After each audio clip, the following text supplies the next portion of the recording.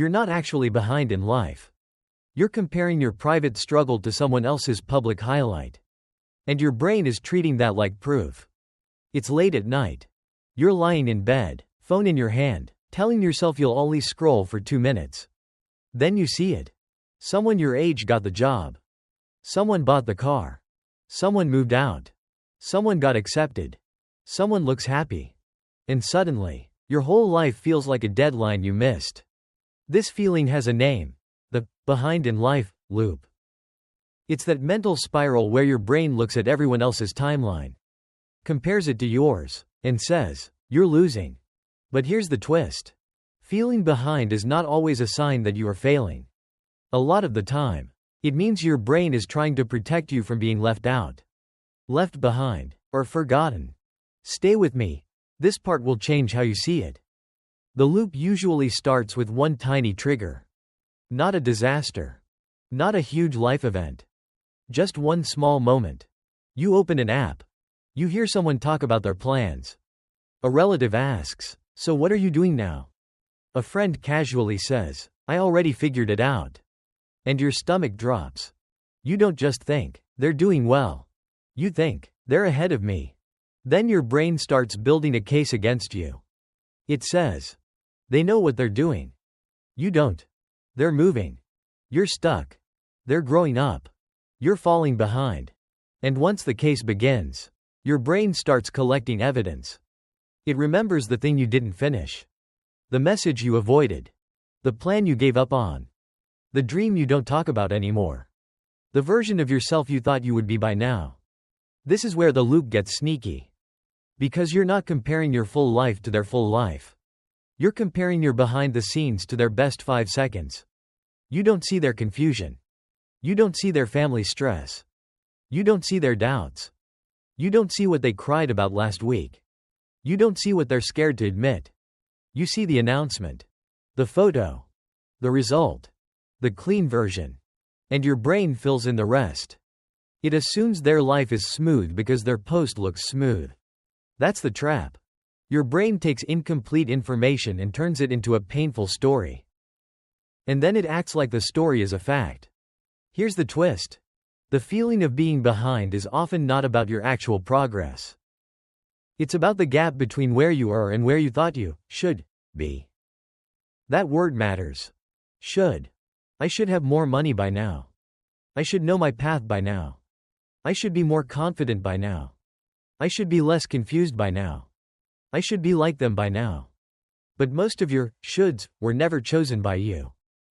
They came from school, family, social media, culture, friends, people who looked successful from far away. So now you're chasing a timeline you didn't even design. And when you don't match it, you call yourself behind. But maybe you're not behind. Maybe you're just measuring your life with someone else's ruler. This is a loop, not your personality. Now let's talk about why your brain does this. Your brain loves safety. It wants to know where you stand.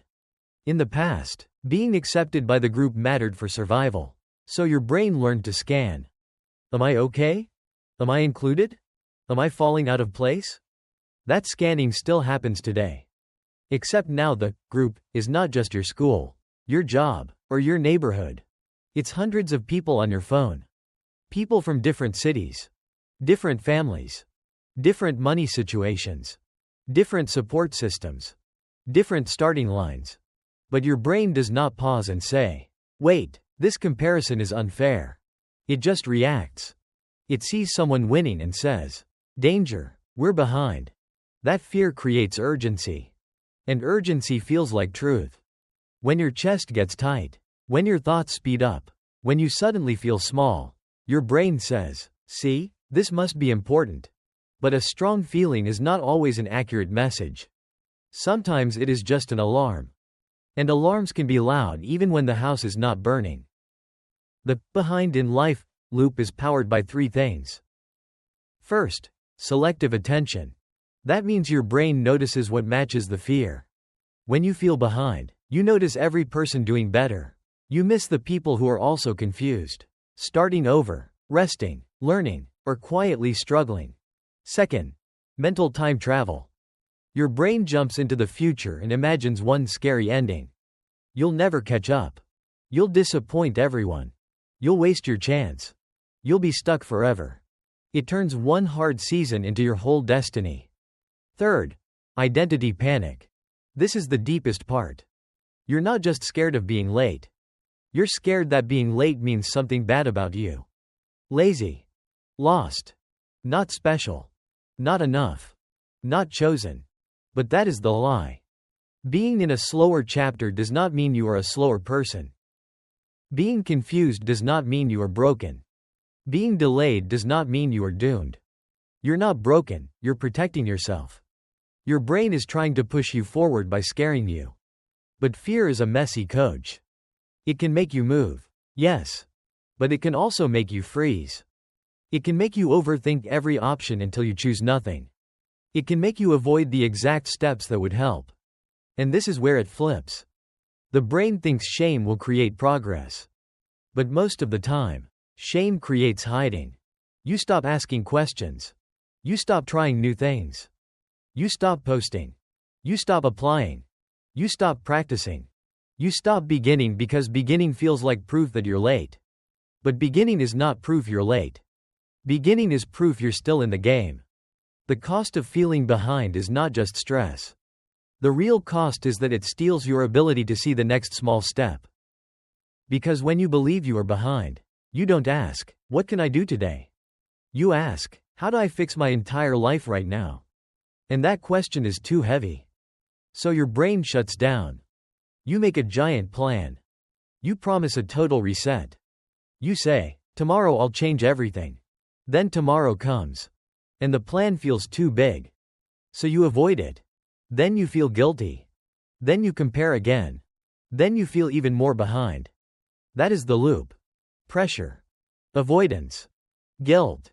Comparison. More pressure. Overthinking is power without direction. You have energy. You have concern. You have standards. You care about your life. That is not the problem. The problem is that all that energy is spinning in circles instead of moving into one clear action. The switch is simple, but not always easy. Stop asking, "Am I behind?" Start asking, "What is my next honest step?" Not the perfect step. Not the impressive step. Not the step that makes everyone understand you. The honest step. The step that matches your real life right now. Maybe your honest step is cleaning your desk. Maybe it's replying to one message. Maybe it's applying to one thing. Maybe it's practicing for 10 minutes. Maybe it's admitting, "I don't know yet, but I can start learning." Tiny steps may feel too small when your mind is dramatic. But tiny steps are how trust is rebuilt. You don't rebuild trust in yourself by giving one big speech in your head. You rebuild it by keeping one small promise. This is where most people get stuck. They think confidence comes before action. But often, confidence comes after action. You do the small thing. Your brain notices. You do another small thing. Your brain notices again. Slowly, your identity changes. Not because you suddenly became perfect. Because you started giving your brain new evidence. I can move. I can start. I can recover. I can learn.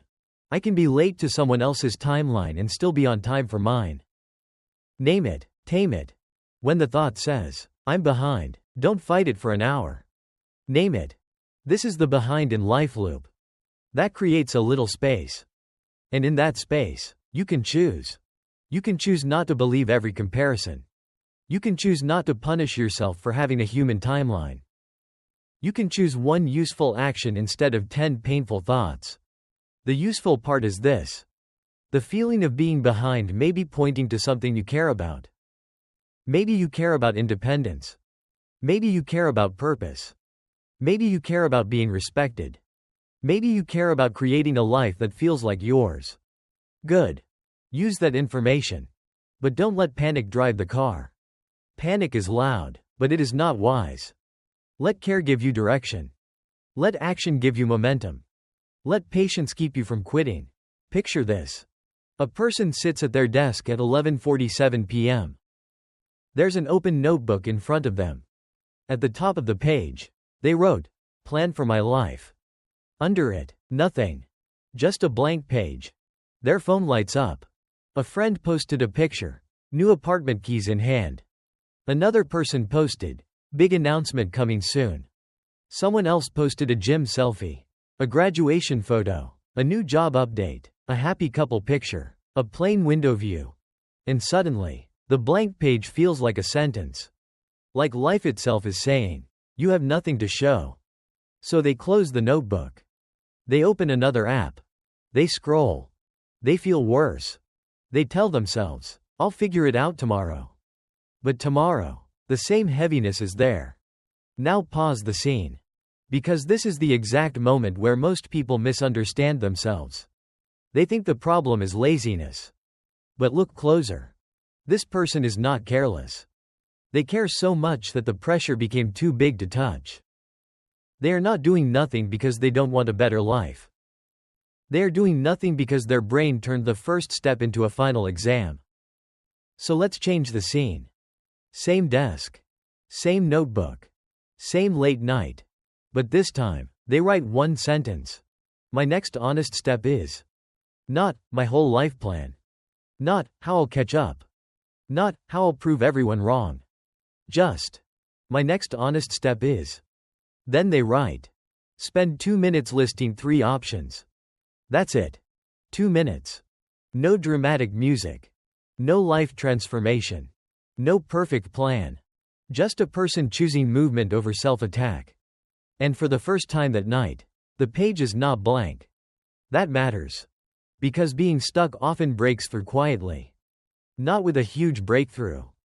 With one small action that tells your brain, we are not helpless. Here is the reframe. You are not behind. You are in a chapter that does not look like the chapter you expected.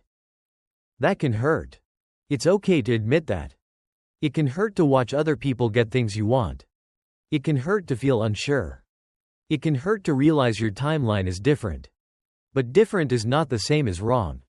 A slow season can still be a building season. A confusing season can still be a learning season. A quiet season can still count.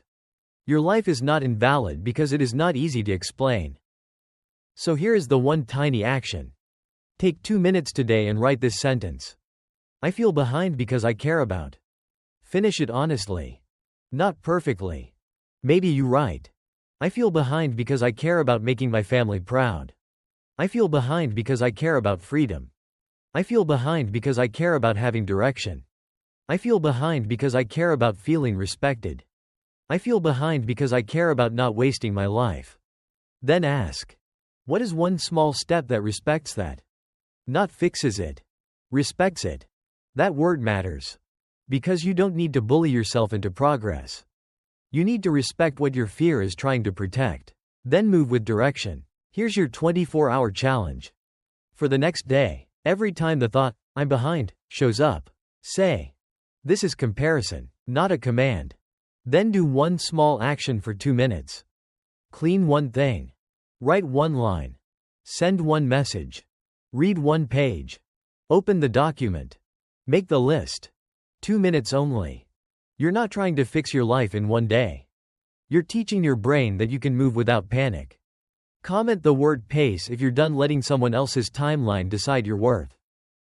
And answer this. What is one area where you feel behind, even though you're still trying? Someone else reading your comment might finally feel less alone. Educational only, not medical advice.